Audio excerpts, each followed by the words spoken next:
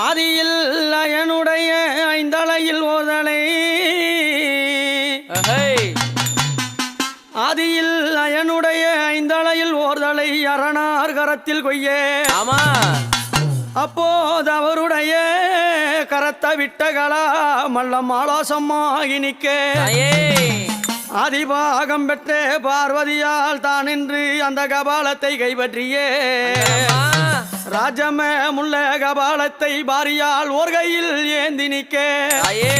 வேதக முனியோர் தேவர் கூட்டமெல்லாம் அங்காஞ்சி பயந்து நிற்க ஆமாங்க ஆமாங்க வேதக முனியோர் நீ எடுத்த கரம் உன் பெருமை விடவிடது போதாதுகா அங்கலம்மா வித்துக்குள் வித்தாகி எத்திசையும் புகழாகி விளங்குகின்ற பெரியங்காரி அந்த மாயவரும் குடைசூழ மலையனு